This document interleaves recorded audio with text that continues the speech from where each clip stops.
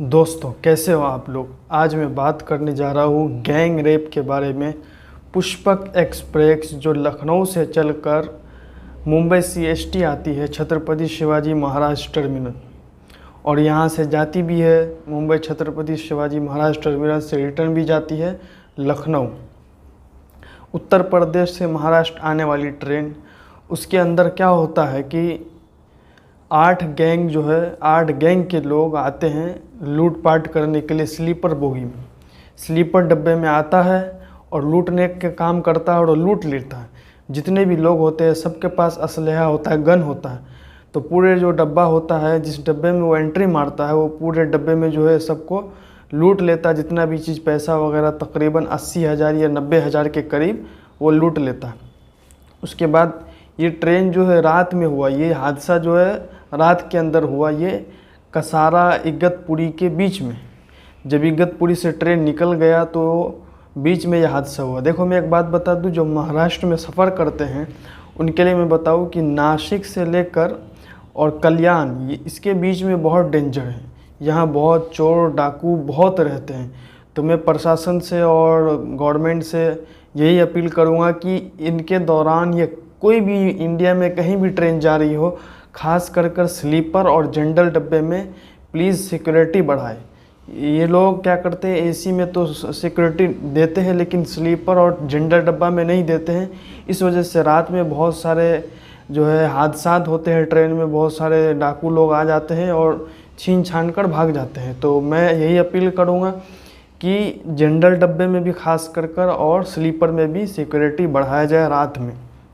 दिन में ना भी होता है तो कोई प्रॉब्लम नहीं होता है, दिन में नहीं आता है, रात में खास करके। तो ये ट्रेन जो आती है पुष्पक एक्सप्रेस लखनऊ से मुंबई आ रही है, सीएसटी जो है छत्रपति शिवाजी महाराज टर्मिनल।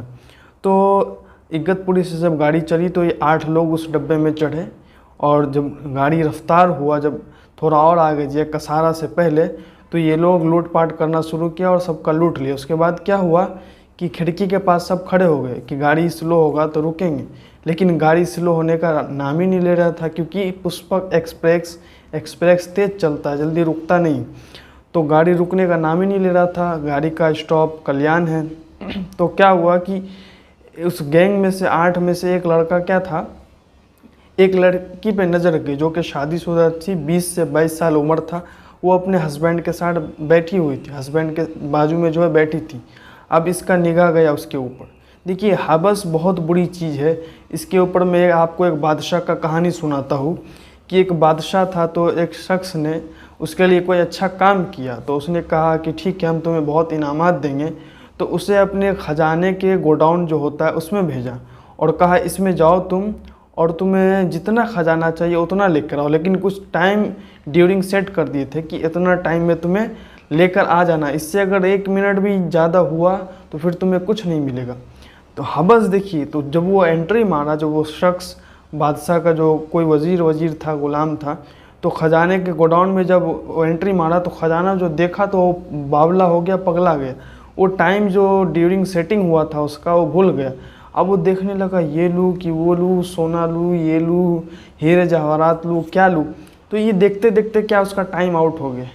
अब क्या हुआ कि उसका हवस जो है थोड़ा सा लेके बाहर निकल जाता, मिल जाता उसे, लेकिन नहीं, उसे और लेना था और करना था। तो हवस के चक्कर में वो उसको थोड़ा भी नहीं मिला, टाइम आउट हुआ, वो बाहर हो गया। तो इसी तरह इसका क्या हुआ, इतना नहीं हवस आ गया कि सोचा लूट पाट कर ली, गाड़ी भी नहीं रुक रहा, एक खूबसूरत लड़की को देखा तो इसके अंदर जो है हवस और बाहर आया। तो इसमें से एक शख्स गया और उसके पास, वो लड़की के पास बैठा, उसे छेड़खानी करने लगा।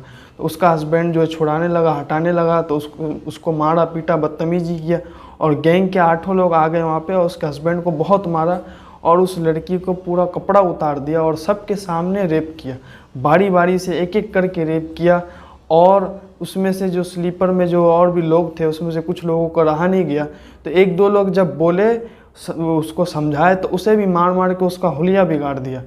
और पूरे वो डब्बे में जो है सबके सामने वो 8 लोगों ने रेप किया, एक औरत का, एक महिला का, जो कि जवान थी, 20 से 22 साल की थी। इन लोगों ने रेप किया, हवस इनको नहीं रहा गया। अब एक के चक्कर में 8 ने रेप किया। अब जब रेप कर लिया तो सबको जो ये गैंगस्टर थे सबको बोला साइड में हो जाओ, बैठ जाओ, जब स्टेशन आएगा कोई चिल्लम चिल्ली नहीं करेगा, चुपचाप बैठा रहेगा। सब साइड में डर से बैठे हुए थे क्योंकि उसके पास बंदूक था। तो जब स्टेशन आया तो किसी ने जीआरपी वाले को देख लिया, तो उसने इशारा कर दिया। तो जीआरपी वाले को पता चल गया कि ऐसा ऐसा मामला है कि अंदर जो है गैंगस्टर है, डाकू वाकू है। तो फ़ौरन जो है जीआरपी वाला क्या किया कि दरवाज़ा जितने थे ट्रेन के डब्बे के सब बंद करवा दिए और सबको जो है पकड़ा। लेकिन जो 4 लोग थे वो भाग गए और 4 लोग पकड़ा गए। तो देखिए वो इंतज़ार कर रहा था, वेट कर रहा था लूटपाट करने के बाद कि हम लोग उतरेंगे। लेकिन हवस देखिए, मैंने अभी आपको एग्जांपल दिया, हवस कैसी चीज़ है कि इंसान को बर्बाद कर देता है। थोड़ा सा भी नहीं मिल पाता, नहीं ये मिलता नहीं वो मिलता, कुछ भी नहीं मिल पाता। तो हवस के चक्कर में ये इंतज़ार वेट कर रहा था कि हम उतरेंगे अब। लेकिन इसने खूबसूरत लड़की को देखा तो इससे रहा नहीं गया, तो इसने उसके साथ रेप किया तो किया, और 8 मिल के किया और सबके सामने उसका कपड़ा उतार कर रेप किया, उसके हस्बैंड के सामने रेप किया। कितनी बड़ी बुरी बात है। इंडिया में देखिए ट्रेन में सिक्योरिटी नहीं लगाई जाती। आज भी हम लोग सफ़र करते हैं ट्रेनों में तो देखते हैं पूरा डब्बा खाली हो जाता है। जब गांव खास करके बिहार यूपी में जब ट्रेन जाती है और रात का समय जो होता है तो ट्रेन में कोई नहीं रहता है। एसी डब्बे में आप जाइए तो देखिए, मैं खुद सफ़र करता हूँ एसी डब्बे में, तो जब स्टेशन आने वाला रहता है उससे 1-2 घंटा पहले ही पूरा सन्नाटा हो जाता, पुलिस भी नहीं रहता। बताइए, इतना डर लगता है। तो मैं यही कहूँगा कि सिक्योरिटी बढ़ाए, सिक्योरिटी बढ़ाना बहुत ज़रूरी है। नहीं तो इस तरह से बहुत सारे हादसा हो रहे हैं। ट्रेन में लूटपाट तो हो ही रहे, साथ में देखिए क्या हो गए। तो यही कहूँगा कि सतर्क रहे, अपने आप का ख्याल रखें, और ऐसा अगर कुछ मामला हो जाए तो फ़ौरन जो है रेलवे हेल्पलाइन को 139 138 फ़ोन नंबर है, इस पर कॉल करें। और देखिए, रेप और रैप में फ़र्क है। रेप जो होता है वो बलात्कार में होता है, और रैप जो होता है वो सिंगर जो होता है म्यूज़िक वगैरह बनाता है वो होता है। तो ये डिफरेंस है। तो ये देखिए इंडिया में ये हादसा हो रहे, इससे भी बड़े बड़े और इससे भी खतरनाक भयानक जो हादसा हुए हैं, जो मैं आपको क्या बताऊं।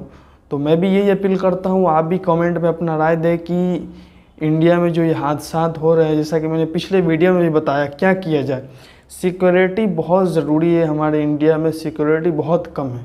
और दूसरी बात ये, मैं गवर्नमेंट से अपील करूँगा कि जो लोग बेरोज़गार हैं उन्हें काम दीजिए। बेरोज़गारी के होने की वजह से भी ये सारे हादसा हो रहे हैं। तो चलता हूँ आज के लिए यहीं तक।